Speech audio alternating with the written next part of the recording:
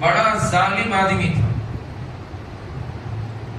اور کہا جاتا ہے کہ حجاج ابن یوسف اس وقت تک چین سکون سے کھانا نہیں کھاتا تھا جب تک کہ 10 آدمیوں کو قتل نہ کر لے۔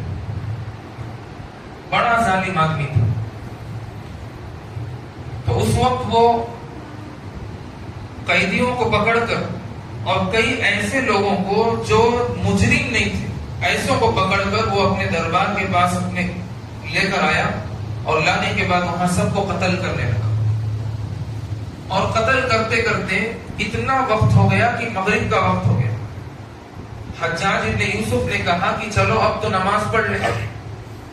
پتہ نہیں اس کے دل کے اندر کیا تھا، نماز ہی پڑھتا تھا، اور جب تک 2-4 لوگ قتل نہ کرتے اور چین سے کھانا بھی نہیں کھاتا۔ لہذا حجاج نے کہا کہ چلو مغرب کی نماز پڑھتے ہیں، ایک شخص بچا ہوا ہے، اس کو بعد میں قتل کر دیا جائے گا، یا مغرب کی نماز کے بعد اس کو قتل کر دیا جائے گا۔ لہذا حجاج ابن یوسف نے جب فارغ ہوا اس کے بعد کہنے لگا کہ میں قتل کرتے کرتے تھک چکا ہوں، اس آدمی کو ایک اور آدمی کے حوالے کر دیا۔ اس کے والد کا نام مسلم تھا، تو اس کے حوالے کر دیا کہ بھائی اس کو ایک کام کرو، اپنے گھر لے جاؤ اور اس کو صبح لے کر آ جانا، صبح لے کر آؤ، اس کو قتل کیا جائے گا۔ لہذا وہ اس کو گھر لے کر گئے، اور گھر لے آ کر پوری رات وہاں رکھا۔ تو رات کا جیسا سناٹا آتا گیا، اس شخص کے دل کے اندر بڑی درد آئی اور بڑا تکلیف ہوا۔ وہ کہنے لگا کہ بھائی میں صاحب اولاد ہوں، صاحب نکاح ہوں، میرے اندر میرے ساتھ رہنے والی بیوی ہے، میرے پاس سونے والے پیارے بچے ہیں، اللہ کے لیے مجھے تھوڑی دیر کے لیے مہلت دے دو، میں جاؤں گا، ان سے ملاقات کروں گا، چند لوگوں کی امانتیں ہیں ان کو امانت دے دوں گا، چند وصیتیں ہیں وصیت بول کر آ جاؤں گا، اس کے بعد آپ مجھے حجاج کے پاس لے کر چلے جانا، پھر وہ قتل کر دے گا۔ لہذا یہ شخص بالکل نہیں چھوڑے، اور کہنے لگے کہ کیا بھروسہ ہے، آدمی کا جان جانے والا ہے،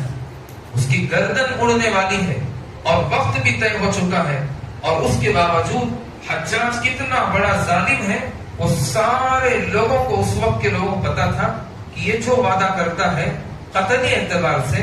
ظلمی اعتبار سے، تو وہ اپنا وعدہ، اپنا ظلم پورا کر کے رہتا ہے۔ پھر بھی اس کی کثیر باتوں میں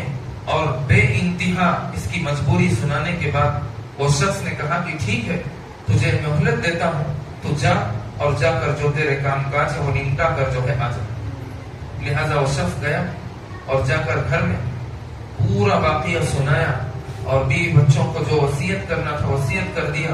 جن لوگوں کی امانتیں اس کے پاس موجود تھی وہ امانتیں اس نے واپس لوٹا دیا، اور کہنے لگا کہ بھائیو اب میں جانے والا ہوں، پیارے بچوں آج میرا وہ آخری دن ہے، آج مجھے میرا دیدار کر لو، میری پیاری بیوی آج تک تم میرے باہوں میں سو رہی تھی اور میرے آنچل میں آپ زندگی گزار رہی تھی، آج میں اس سے آخری ملاقات کر لو، میرا وقت طے ہو چکا ہے، میری گردن اڑنے والی ہے، اگر میں نہ جاؤں تو بادشاہ، وہ جو اس وقت کا ظالم تھا حجاج ابن یوسف، اس نے ایک چیز کہا کہ اگر یہ آدمی مس ہو گیا، یہ آدمی کسی طریقے سے چھوٹ گیا، تو تیری جان یعنی تیری گردن میں اڑا کر رکھوں گا۔ لیکن وہ وہاں سے سلام پیام کر کر جب اس شخص کے پاس آیا تو اس نے پوری رات انتظار کیا، لیکن وہ شخص نظر نہیں آیا۔ جب صبح کا وقت شروع ہوا، غالباً 4-4:30 بجے کا وقت جب ہوا، تو وہ شخص گھوڑے پر سوار ہوتا ہوا وہ دوڑتا ہوا آیا، اور اس شخص کے پاس آ کر کہنے لگا کہ بھائی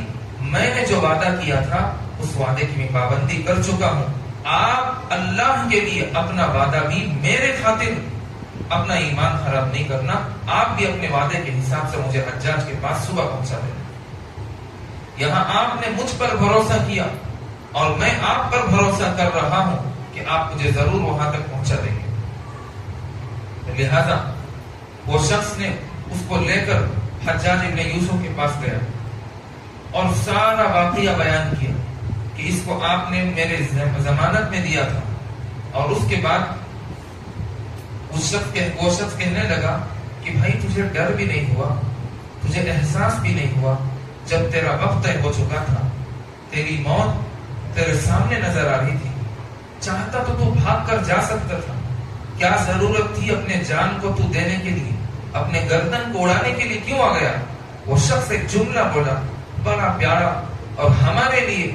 اور تمام مسلمانوں کے لیے نہایت ہی قیمتی سنہرے الفاظ. کہنے لگا جعلت اللہ کفیلا, میں نے اللہ کو اپنا کارساز بنا گیا. اور جب اللہ کو اپنا کارساز, اللہ کو اپنا ضامن بنا دیا جائے تو واپس کیوں نہ لوٹ کر میں آؤں. لہذا جب سارا واقعہ بیان کیا گیا, حجاج ابن یوسف اتنا بڑا ظالم, اتنا گھٹ دل ہونے کے باوجود وہ کہنے لگا کہ اس آدمی کی وفاداری پر, اس آدمی کے وعدے کی پابندی کی بنا پر میں اس کو تیرے حوالے کر رہا ہوں, تو اس کو لے جا اپنا غلام بنا کر زندگی گزار. لہذا وہ شخص وہاں سے آیا اور ان کے پاس رہنے لگا. اس شخص کے دل کے اندر بھی رحم آیا کہ بھائی یہ اپنے وعدے کی پاسداری کیا ہے, وعدہ پورا کر کے یہ جو ہے میرے پاس آیا تھا. اس نے کہا کہ بادشاہ اس وقت کا وہ ظالم نے کہا کہ تو اس کو اپنا غلام بنا لے, اور جب آدمی غلام بنا لیا جاتا ہے تو اب اس کی ذمہ داری ہوتی, چاہے تو وہ غلام بنا کر گھر میں رکھ لے یا آزاد کر دے. اس کی وعدے کی پابندی کی بنا پر اس ظالم کے دل میں بھی رحم آیا اور اس شخص کے دل میں بھی رحم آیا. اس نے بھی کہا کہ جا میں تجھے آزاد کرتا ہوں اللہ کے لیے. تو اس وقت اس شخص نے جاتے ہوئے بھی کہا الحمدللہ علی کل حال, اللہ کا شکریہ ادا کرتے ہوئے وہ شخص وہاں سے چلا گیا. جب یہ شخص اس کو چھوڑا تو اس کو بڑا افسوس ہوا اور بڑا غصہ آیا. اس نے کہا کہ بھائی بادشاہ نے مجھے اس کو میرے لیے سونپ دیا کہ تو غلام بنا کر ایک نوکروں کی طرح کام کاج کروا کر اس کے ساتھ وہ معاملات کر اور اپنے کام کاج نمٹا. اس کے باوجود یہ اس شخص کو میں نے آزاد کر دیا, اس کی گردن بچ گئی,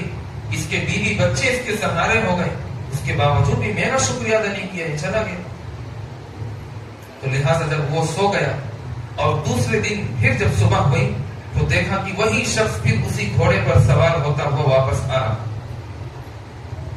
اس آدمی کے پاس جس نے اس کو آزاد کیا آ کر کہنے لگا کہ بھائی آپ کا مجھ پر بڑا احسان, بڑا کرم ہے, بڑی نوازش ہے کہ آپ نے مجھے معاف کر دیا اور مجھے غلامی کے بجائے آزادی کی زندگی گزارنے کی مہلت دی. تو اس شخص نے کہا کہ بھائی اتنی سی معمولی بات ہے تو کل بھی بول کر جا سکتا تھا نا. پھر وہ شخص کہنے لگا کہ میں اپنے اللہ کے ساتھ کسی کے احسان کو ملانا نہیں چاہتا,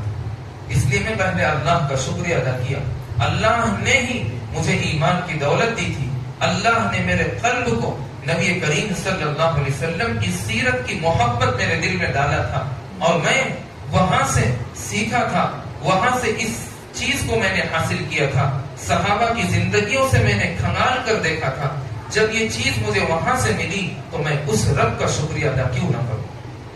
اور اس رب کے ساتھ میں کسی انسان کے شکریہ کو, کسی انسان کے احسان کو ملانا نہیں چاہتا. اس لیے میں اللہ کا شکریہ ادا کر کے وہاں سے چلا گیا اور دوسرے دن پھر آپ کا شکریہ ادا کیا کہ آپ نے مجھے آزاد کیا.